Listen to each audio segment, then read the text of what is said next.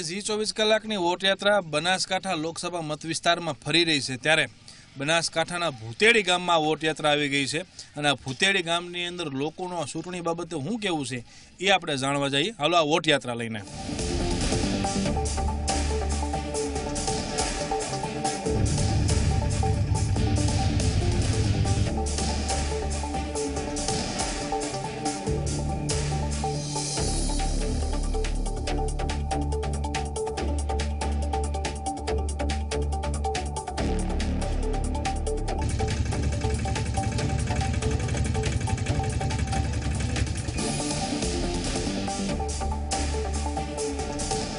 રામ રામ બધાને રામ રામ.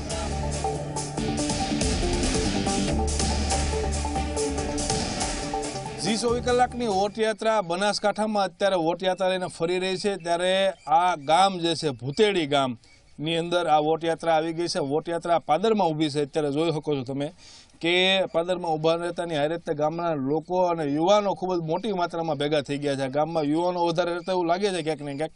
તો આ લોકસભાની ચૂંટણીને લઈને અહીંયા વાતાવરણ કેવું છે, પ્રચાર પ્રસાર શરૂ થયો કે નહીં એ આપણે પૂછીએ. અહીંયા એ ભાઈ મજામાં? મજામાં. આ લોકસભાની 2019ની ચૂંટણી આવી ગઈ, કેવું છે વાતાવરણ અત્યારે? વાતાવરણ સારું છે. સારું છે. પ્રચાર પ્રસાર કઈ શરૂ થયા કે નહીં? શું છે અત્યારે પ્રચાર પ્રસારમાં? દરેક પાર્ટીઓ જે છે એ પોતપોતાના અવનવા પેતરાઓ અજમાઈ રહી છે.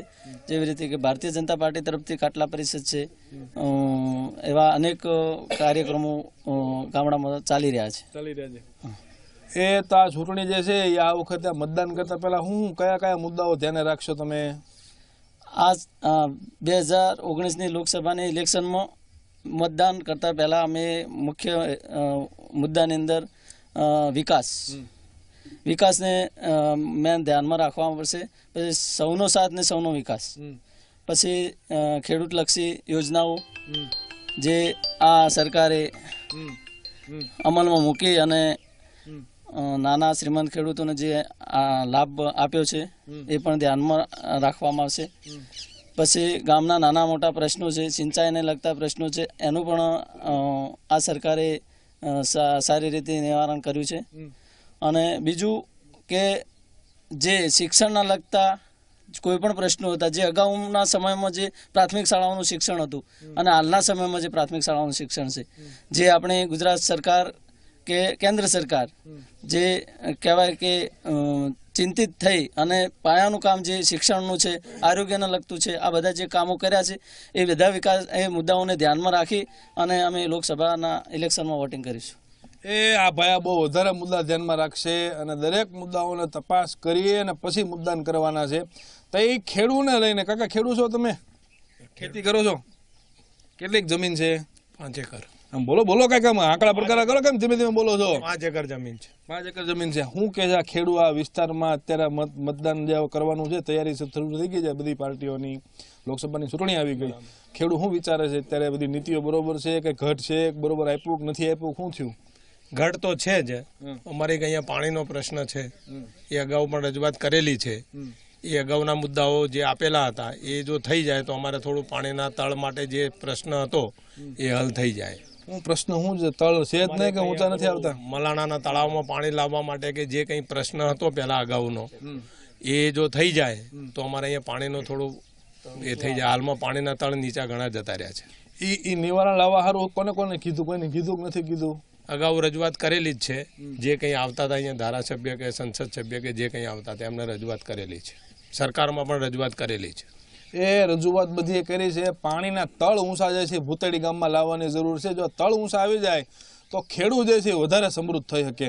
તો એ આ ગામની અંદર જે ગ્રાન્ટ હોય, બરાબર, જે સાંસદની ગ્રાન્ટોનો ઉપયોગ કેટલોક થયો છે, ક્યાં થયો છે? રોડ રસ્તા ક્યાંય વપરાણી ગ્રાન્ટ કે વપરાણી જ નથી? જરૂર છે કે નથી જરૂર તમારા ગામને? અત્યારે વહીવટ પારદર્શક ચાલી રહ્યો છે.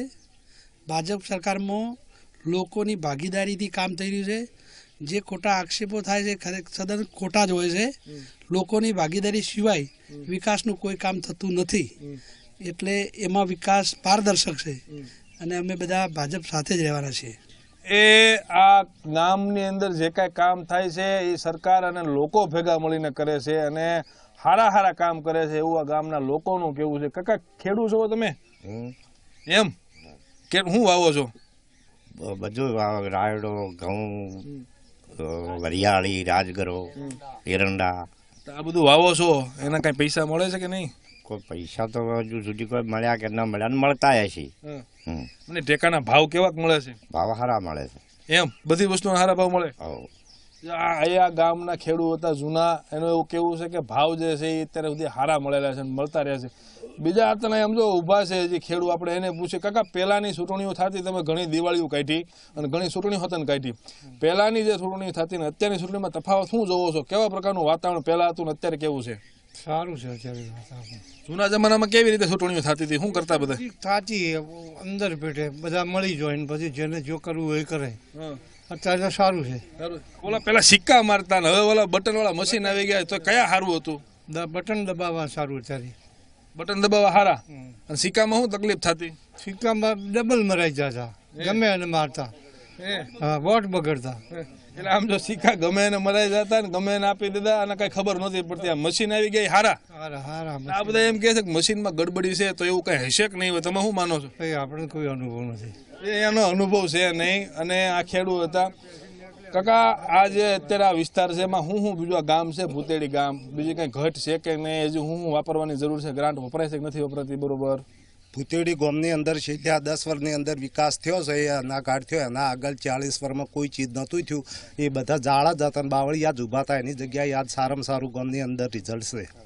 આ ઓલા પશુપાલનની જે સબસિડી મળે પશુ ખરીદવાની, અને દૂધનું ઉત્પાદન આ ગામની અંદર કેવું છે કે નથી, અને એને લઈને નીતિઓ કેવા પ્રકારની, સંતોષ છે કે નહીં? જે પ્રમાણે ટૂંકમાં વાયદાઓ કર્યા હતા એ વાયદા ગામમાં પૂરા થયા છે કે નથી થયા? વાયદા પ્રમાણે સરકાર સાચી તો ઉતરી છે, પણ હજુ થોડી ખામીઓ છે દૂધના પ્રકરણમાં. બરાબર, દૂધમાં જે લોકો મહેનત કરે છે એ પ્રમાણે થોડો ભાવ હજુ થોડો વધાર્યો હોત તો સારું હતું. એ આ પાલનપુરની અંદર રોજનું જે છે એ લાખો લીટર દૂધ જે ભેગું થાય, અને ભેગું થયા બાદ જે છે એ ડેરીમાં જાય, અને ત્યારબાદ ભારતના અલગ અલગ વિસ્તારમાં દૂધ જે છે એ વિસ્તરણ થતું હોય છે. તો આ ભૂતેડી ગામ જે છે, આ લોકસભા બનાસકાંઠાની લોકસભા વિસ્તારનું ભૂતેડી ગામ, અને ભૂતેડી ગામની અંદર આ વોટયાત્રા લઈને આપણે આવ્યા હતા. આ વોટયાત્રાની અંદર સમસ્યાઓ આપણે જે છે આ લોકોની જાણી, અને ચૂંટણીનું વાતાવરણ છે શું જાણ્યું આપણે. હાલો આપણે આ વોટયાત્રા લઈને બીજે ગામ જઈએ.